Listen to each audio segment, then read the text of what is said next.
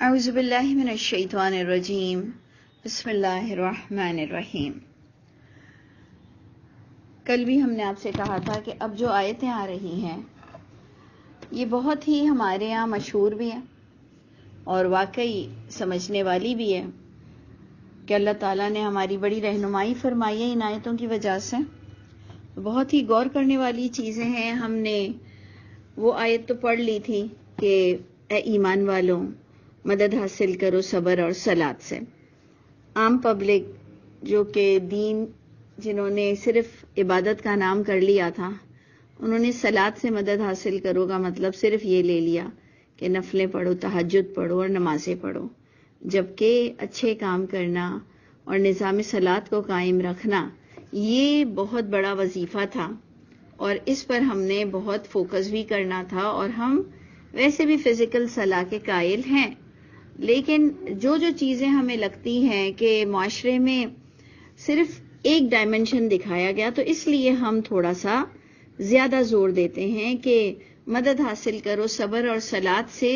اس کا صرف یہ معنی نہیں ہوگا کہ جی بس صرف نمازیں پڑھتے رہو اور برداشت کرو، ہر ایک کے غم کو دکھ کو برداشت کرو اور ظالم کو اور ظالم بنا دو۔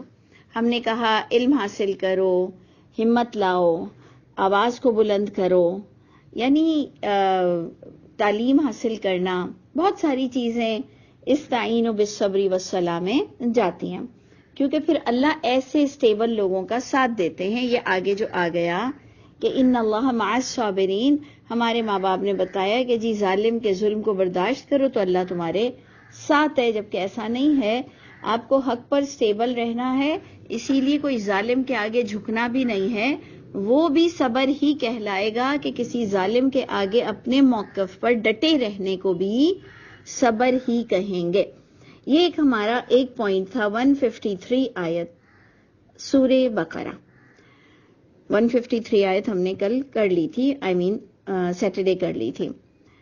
آج ہم کر رہے ہیں 154 سے شہادت کے بھی بارے میں کہ مت کہو کہ جو اللہ کے راستے میں مر جاتا ہے، قتل ہو جاتا ہے، جس پر ہم نے تھوڑی بات کی تھی ویسے، کہ صرف خون کا بہنا اور صرف جنگ کے میدان میں مرنا اور یا ایکسیڈنشل موت کہ پلین کریش ہو جانا یا واٹ ایور، صرف یہی شہادت نہیں ہوتی۔ اللہ کے راستے میں جو کام کرتا ہے وہ طبعی موت بھی مرتا ہے، لیکن اس کا دماغ جو مرنے سے پہلے چل رہا تھا کہ اسے یہ کرنا ہے، یہ کرنا ہے، وہ کرنا ہے، یعنی نیکیوں کی اس کی پوری لسٹ تھی، اور پوری لسٹ وہ روز اللہ کو شہادت بھی دیتا تھا وہ کام کر کے۔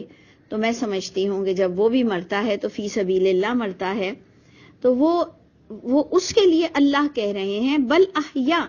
یہ تھا بڑا سمجھنے والا طریقہ کہ اللہ کہہ رہے ہیں بل احیا، جبکہ ہم اس کو دفنا کر آتے ہیں، اس کی نماز جنازہ پڑھتے ہیں، اس کو وہی چیزیں کرتے ہیں جو مرنے والے کے ساتھ ہو، اور پھر چاہے وہ ہمارا لیڈر ہو، چاہے نبی ہو، اور چاہے ہماری سگی ماں ہو، والدین ہو، جو بھی ہوں، ہم انہیں دفنا کر آتے ہیں تو ہی سکون ملتا ہے۔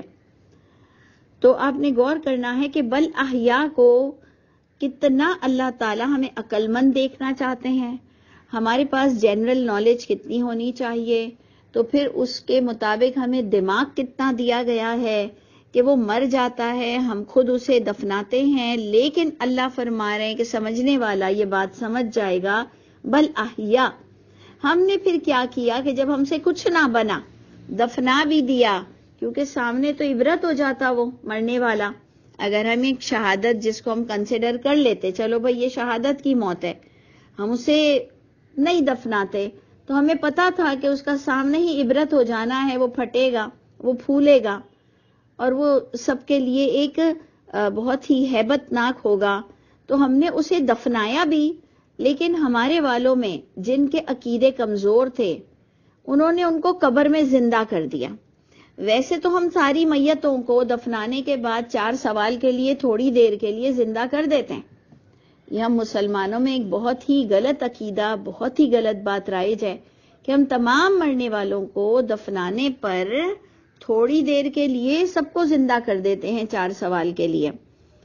اور لیکن شہادت کے مرنے والے کے لیے ایک تو ہمارے اپنے کرائیٹیریا ہیں کہ جی جو پیٹ کے درد سے مرے اور جو سمندر میں ڈوب کر مرے، چاہے کہ وہ حرام خور ہو، چاہے کہ وہ بہت بڑا زانی شرابی کبابی ہو، لیکن اگر پلین کریش میں مر گیا ہے تو بھی وہ شہادت کے رتبے پہ چلا جاتا ہے۔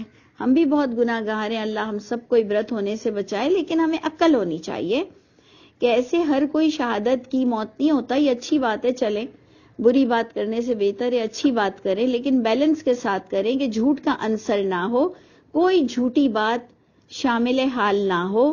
تو اس وقت ہم جو روشنی ڈال رہے ہیں وہ بل احیا پہ ڈال رہے ہیں کہ بل احیا کو سمجھنے کے لیے اللہ نے آپ کو اور مجھ کو ایک ایوریج دماغ دیا تھا کہ اس کی زندگی کا مقصد یہ تھا کہ تمہاری اچھی خاصی گاڑی، اردو میں ٹی وی پر بھی ہم کہتے ہیں کہ زندہ جاوید، کچھ اس طرح کے الفاظ ہم ادا کرتے ہیں کہ انہوں نے اپنی آواز کو چھوڑ گئے، انہوں نے اپنے کردار کو چھوڑ گئے، انہوں نے اپنی زندگانی چھوڑ کر گئے، یعنی وہ پیچھے پسے پشت اپنے اتنی یادیں چھوڑ کر گئے اور اتنی بہادری اور اتنے اچھے کام چھوڑ کر گئے کہ وہ ہمارے دلوں میں ہمیشہ زندہ رہیں گے، ہماری کتابوں میں ہمیشہ دہرائے جائیں گے۔ تو تب تو ہماری اردو بڑی اچھی ہو جاتی ہے، انگلش بھی بہت اچھی ہو جاتی ہے، پھر سمجھنے والی باتیں بھی بڑی لکھی ہوئی ہوتی ہیں، اور بچے تک سپیچز دیتے ہیں سٹیج پر۔ تو بس یہ اسی طرح کی زندگی ہے کہ جو تم نے بہادری دکھائی وہ سدا اللہ کے یہاں سراہی جائے گی۔ یعنی تم فرشتوں کی جو دعا کی لسٹ ہے، جو آپ کو قرآن کا عقیدہ ملتا ہے، تو وہ جو شہادت کے لوگوں کا یا فی سبیل اللہ یا نیک لوگوں کے بارے میں جو باتیں کی جاتی ہیں کہ فرشتے کس طرح سے ان کے لیے دعائیں خیر کرتے ہیں، تو اس دعا میں یہ شہادت کے لوگ تو ضرور شامل ہوں گے۔ یہ قبر میں سدا زندہ نہیں رہتے ہیں، ہم نے ان کو سدا زندگی دے دی قبر کے اندر۔ تو اللہ نے کہا نہیں، یہ زندہ ہیں، کہاں پر ہیں؟ رزق پا رہے ہیں، کہاں پر ہیں؟ عند ربی، عند ربی، اپنے رب کے پاس یہ رزق بھی پا رہے ہیں، یہ خوشیاں بھی منا رہے ہیں۔ لیکن اللہ نے کہا ولیکن لا تشعرون، تمہیں شعور نہیں دیا گیا، زیادہ زبانیں مت چلاؤ، زیادہ کتابیں مت لکھو، زیادہ ویژولائز مت کرو کہ روح کہاں سے نکل کر اپنے ہم شکل سفید میکسی میں یا سفید کپڑوں میں یا کس طرح سے وہ نکل کر گئی ہے، بیٹھی ہوئی ہے، اٹھی ہوئی ہے، بچوں کے پاس آئی ہے، نہلانے کی جگہ آئی ہے، جمعرات آئی ہے، برسی کے دن آئی ہے، عرس والے دن اس کو دلہن کی طرح عروسی جوڑا پہنا دیا جاتا ہے۔ یہ تمہیں کوئی شعور نہیں دیا گیا، جھوٹوں پر اللہ کی لعنت پڑے گی۔ میں نہیں کہہ رہی ہوں، اللہ کہہ رہے ہیں، جو جھوٹ بولے گا، میں بھی اس وقت اگر جھوٹ بول رہی ہوں تو اللہ رحم فرمائے، لعنت کی زد میں تو آ جاؤں گی۔ تو اس لیے اللہ نے فرمایا لعنت اللہ علی الکاذبین، چاہے تم شہادت کے لوگوں پر یا چاہے تم ہر ایک کو شہید بنا کر جو بھی فلسفہ جھاڑتے ہو نا، اس کو ذرا جھاڑنا چھوڑ دو، بل احیا پر غور کرو، لا تشعرون پہ غور کرو، لا تشعرون پہ غور کرو۔ اور یہی بات اللہ کے رسول کو بھی کہی گئی ہے، یہ بھی ذرا دماغ میں رکھو کہ یہ جو وحی اتری ہے یہ اللہ کے رسول کو بھی کہا جا رہا ہے، نہیں تو اللہ آ جاتا کہ سب کو تو شعور نہیں ملا، اللہ سوائے نبی کو شعور دیا گیا۔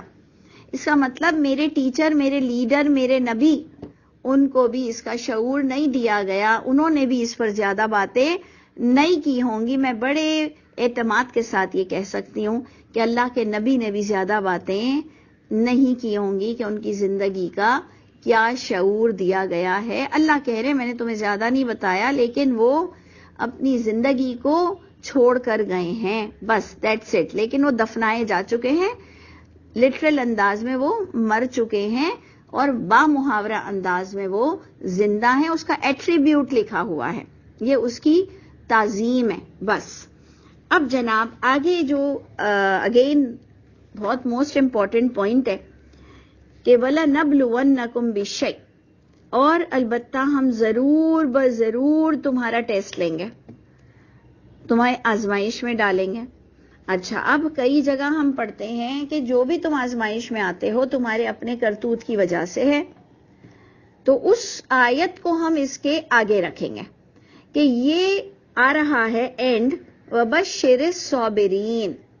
تو یہ تھوڑا سا اس کا جو سمجھ ہے وہ بدل گئی کہ ہم تمہیں ضرور بضرور آزمائیں گے، آزمائش میں ڈالیں گے، کچھ بشئی، کچھ خوف سے، بھوک سے، بھوک سے، ونقص من الاموال، مال کے نقصان سے، والانفس، اور نفس کے نقصان سے، یعنی کتنی جگہ تمہیں اپنی خود کی باڈی پارٹس کاٹنے پڑ جائیں گے ڈاکٹروں کے ہاتھوں، کئی بیماریاں لگیں گے، والثمرات، اور کئی پھل سے، ثمرات سے، ریوارڈ سے تمہیں آزمائش میں ڈالا جائے گا کہ تم اللہ کے لیے بدظن ہوتے ہو، تعویذ گنڈے کے پاس بھاگتے ہو، اور غیب کی خبریں پوچھنے جاتے ہو، جناتوں سے علاج کرواتے ہو، کیا کرتے ہو، کتنے پانی پڑواتے ہو، کتنی نظریں اترواتے ہو، کتنے ستاروں کے حال معلوم کرتے ہو، کتنے گردش میں ہوتے ہیں تمہارے ستارے یہ معلوم کرتے ہو، کتنے اپنے نگینوں سے ڈرتے ہو،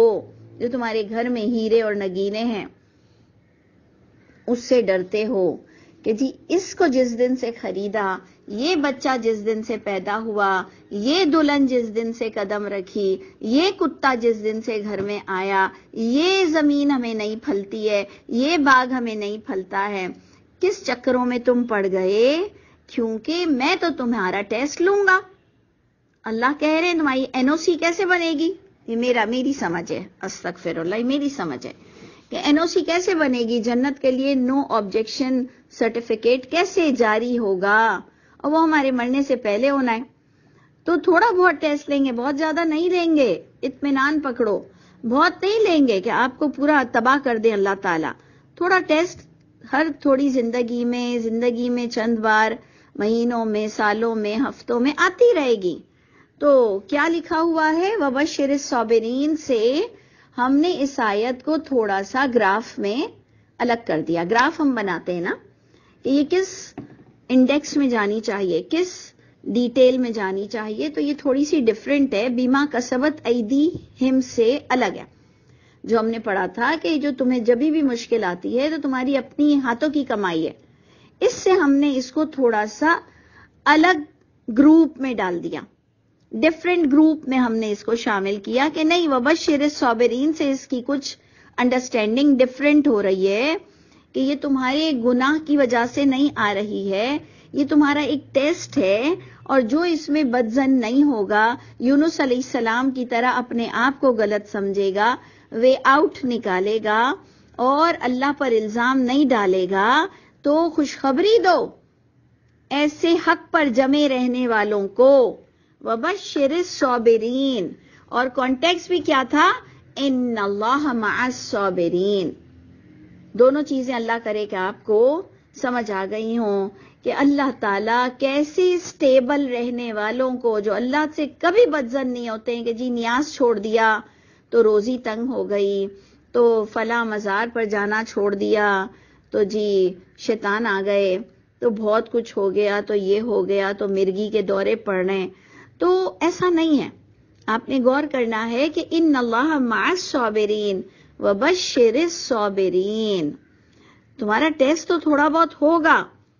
وہ اللہ تعالیٰ بڑے پیارا سورہ رحمان میں کہتے ہیں نا کہ ان استطعتم، اگر تم استطاعت رکھتے ہو کہ ان تنفذوا من اقطار السماوات والارض فانفذوا، جاؤ نکل سکتے ہو. اب پیدا ہونے کے بعد پیدا ہو گئے ہو، اب اپنا کام ڈھونڈو. اب جس دین سے تعلق رکھتے ہو اس کی الہامی کتاب کو پڑھنے کی کوشش کرو. پیدا تو ہو چکے ہو، یا دوبارہ ماں کے پیٹ میں جا سکتے ہو تو چلے جاؤ. کچھ کرنا تو اب پڑے گا، اب کرنا تو پڑے گا. اگر جنت چاہیے تو سب آسان ہے، اور اگر ناراض بھی ہو اپنے پیدا ہونے پر تو بھی کچھ ہوگا نہیں. رب کے آگے جھکنے میں ہی عافیت ہے. تو اب ٹیسٹ تو ہوگا. تو اللہ کہہ رہے ہیں وبشر الصابرین، جس کے عقیدے اچھے ہوں گے، جس کے عقائد درست ہوں گے، جو ایجوکیٹڈ ہوگا. سب باتیں اس کے اندر آ رہی ہیں کیونکہ ایجوکیشن ہوگی تو ہر چیز کو ٹیکل کرو گے نا. جان کے نقصان پر ڈاکٹر کے پاس بھی جاؤ گے، اپنا علاج بھی کراؤ گے. پھلوں کے نقصان پر کچھ قرضے بھی لینے پڑیں گے جو بغیر سود کے ہونے چاہیے. اور مال کے بھی نقصان پر دوبارہ کوئی بزنس دیکھنا پڑے گا، تو بہت سی چیزیں آپ کو بہت کچھ کردار ادا کرنا ہے۔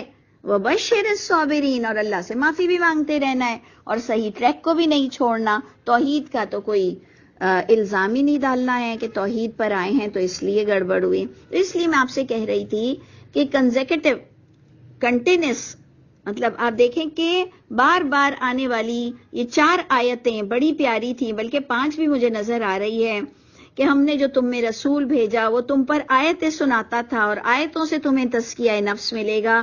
آیت 151 سے ہمارا بڑا امپورٹنٹ ٹاپک تھا جو آپ کو جگہ جگہ درس دینے میں کام آئے گا، تو اس لیے اگر آپ لوگ اس کو نوٹیفائی کر لیں، سورہ البقرہ آیت نمبر 151 سے آپ کے چھوٹے چھوٹے بہت پیارے پیارے درس، چھوٹی چھوٹی محفلوں میں، شادیوں میں، میت میں، گیٹ ٹوگیدر میں، کلب میں، ہر جگہ یہ آپ بہت پیارا سا ڈسکشن کر سکتے ہیں۔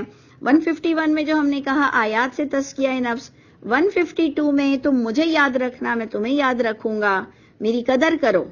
3rd میں استعینوا بالصبر والصلاۃ، 4th مردوں کے بارے میں کہ جو اللہ کے راہ میں مر گئے ہیں وہ کس طرح سے زندگی پاتے ہیں، اور 5th پوائنٹ جو بھی ہم نے پڑھا کہ کوئی غلط ٹریک یوز نہیں کرنا، ایجوکیشن تمہارے پاس ہو، توحید پر تم نے جمے رہنا ہے یہ سوچ کر کہ اس کے علاوہ کوئی علاج ہے نہیں، ٹیسٹ ہوا ہے تو تمہیں کوئی غلط طریقہ اختیار نہیں کرنا، لیکن طریقہ نکالو، دنیا میں آئے ہو سر بلند رہنا ہے، بھیک نہیں مانگنی ہے انشاءاللہ، تو اس کا کوئی وے آؤٹ نکالو۔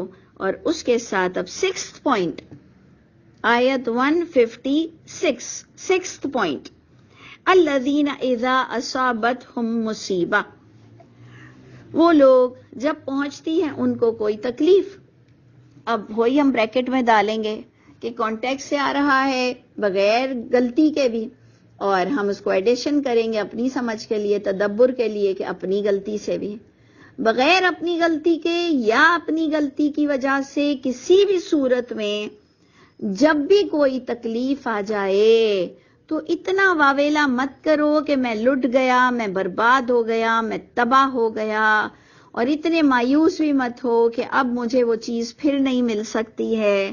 قالو، تمہارے دل کو یہ کہنا ہے، نہ کہ تمہیں تسبیح کے دانوں پر کہنا ہے کہ جی ہمیں کہتے ہیں کہ اگر کوئی چیز کھو گئی تو 36 بار انا للہ پڑھ لو اور 41 بار انا للہ پڑھ لو، اور یا ہم کسی موت کی خبر پر کہتے انا للہ، فون پر سامنے والا سمجھتا ہے کہ جی کوئی مر گیا، کون مر گیا، فوراً سے ہمیں یہ آنسر ملتا ہے انا للہ پڑھتے ہوئے۔ کوئی ایکسیڈنٹ ہوا، ہم نے کہا انا للہ، تو اس کی کیا انڈرسٹینڈنگ ہے؟ لائٹ چلی گئی انا للہ، بچے کو لگ گیا انا للہ، کوئی خبر آئی بری انا للہ، کیوں؟ اس کی کیا ایسنس ہے، اس کی کیا اسپرٹ ہے، اس کو کیوں ہم نے کہا اور اس کو کیوں ہم نے وظیفہ بنایا؟ قولو، یہ میرے نظریے کے مطابق منہ سے کہنے سے زیادہ سمجھنے والا کہنا ہے، دل کو کہنا ہے، دل کو، اور اپنے آپ کو کہنا ہے کہ اگر کوئی نقصان ہو گیا، کوئی مر گیا، جو بھی ہوا، اپنے دل کو کہنا ہے کہ میں تو ویسے بھی اللہ کے لیے بنا تھا، میں تو ویسے بھی اللہ نے مجھے اپنے لیے تخلیق کیا تھا، انا للہ، انا بے شک ہم، للہ ہم تو اللہ کے لیے پیدا ہوئے تھے، یعنی ہم کو بریکٹ میں ڈالنا ہے کہ بے شک ہم تو اللہ کے کام کے لیے پیدا ہوئے تھے، وَإِنَّا، اور بے شک ہم، الیہ راجعون میں ہم نے کیا سوچنا ہے کہ میری جنت تھوڑی تباہ ہوئی ہے، میری جنت سے تھوڑی کوئی مجھے نکالا گیا ہے، میرے اللہ کو خدا نہ خواستہ وہ تھوڑی ہمیں چھوڑ کر چلے گئے ہیں، اللہ اپنی جگہ موجود ہیں، جنت ہم پا سکتے ہیں، ہم اللہ کو راضی کر سکتے ہیں، ہمارا سب لٹ تھوڑی گیا، اللہ ہے، آخرت ہے، جنت ہے، یہ سوچ کر پڑھنا ہے۔ جبکہ بڑی اذیت ناک چیز ہوتی ہے کہ سگی والدہ چلی جائے، بہت بڑا نقصان ہو جائے، اولاد آپ کے سامنے مر جائے، بہت بڑی چیز ہے، میں مانتی ہوں اللہ مجھ پر بھی رحم کر دے، لیکن کہنا ہے کہ میرا اللہ تھوڑی مجھ سے روٹھا ہے، میرے اللہ نے مجھے تھوڑی جنت سے نکال دیا ہے. انا للہ، ہم اللہ کے لیے پیدا ہوئے تھے، ابھی ہے، ٹائم ہے. انا الیہ راجعون، ہمیں تو اس اللہ کی طرف لوٹ کر جانا ہے. وہاں کا لاس وہ پھر ٹوٹل لاس ہے. نہیں، شکر اللہ نے مجھے اس آخرت کے لاس سے، اس آخرت کے خسارے سے بچا لیا ہے. یہ ایکچولی اسپرٹ ہے انا للہ و انا الیہ راجعون کی، کہ سینہ نہیں پیٹنا، مایوس نہیں ہونا، ہائپر نہیں ہونا، گالی گلوچ نہیں کرنا.